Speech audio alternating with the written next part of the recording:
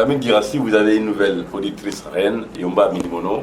Et qu'est-ce que ça vous fait d'enchaîner comme ça avec des rois et des reines de la plus longue des radios d'abord? Yumba, c'est comme toutes les auditrices, évidemment. On a lancé cette opération il y a 5 ans maintenant. Le but, c'est de continuer avec ceux qui font de nous ce que nous sommes aujourd'hui. Je parle des auditeurs. Pour nous, c'est très important. Maintenant que le choix est tombé sur une femme, une deuxième, évidemment, depuis qu'on a commencé cette opération, pour moi, c'est un espoir. Je me dis, allez, comme Aïcha l'a fait, j'espère qu'elle va faire plus. Et pour nous, c'est important, évidemment, d'avoir ce contact avec les auditeurs, échanger sur la grille des programmes, c'est comme ça que je le dis, parce que nous travaillons pour ces auditeurs-là, c'est eux qui font la différence finalement à la fin du compte. Si on est aujourd'hui première radio en Guinée avec 88% de la population qui nous font confiance, parce que évidemment nos programmes plaisent. Donc ce qu'on attend d'elle, c'est surtout qu'elle soit forte de propositions. Et en ce sens, parce que à Adafo,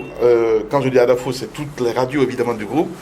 Les vacances sont mises à l'occasion pour essayer de voir, c'est les ballons d'essai, quel programme on peut éventuellement mettre à la rentrée.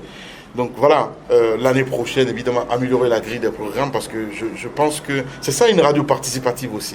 Donc c'est un peu ça. Eh bien, quelle est la particularité cette année du siège des rois ou des reines?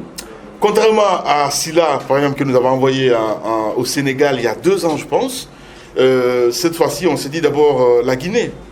Espace aujourd'hui, c'est Kindia, c'est Zérékoré, c'est Kankan, c'est beaucoup de villes. Donc pour nous, on va mettre ça à profit, peut-être même faire un documentaire avec notre éditrice reine pour sillonner ces villes-là, au moins chaque ville 2 jours, voir un peu dans quel contexte elle peut éventuellement prodiguer des conseils, parce que évidemment Conakry c'est la maison mère, donc au-delà on verra qu'est-ce qu'on peut mettre dans la balance pour qu'elle puisse bénéficier d'autres choses qui n'est pas du tout lié à ces voyages, parce que pour nous, comme Aïcha l'a fait encore pour moi, c'est la référence. C'est très important parce que voilà, elle a fait des propositions et au niveau maintenant des directeurs de programme, de voir dans quel contexte évidemment on peut améliorer la grille des programmes.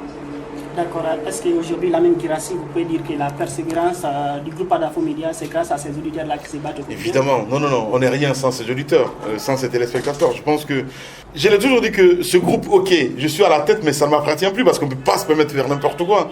Aujourd'hui, on a plus de 50 radios en Guinée, mais il faut juste qu'Espace fasse peut-être autrement qu'eux, ils veulent, qu'il y ait tout de suite des contestations, que ce soit sur les réseaux sociaux.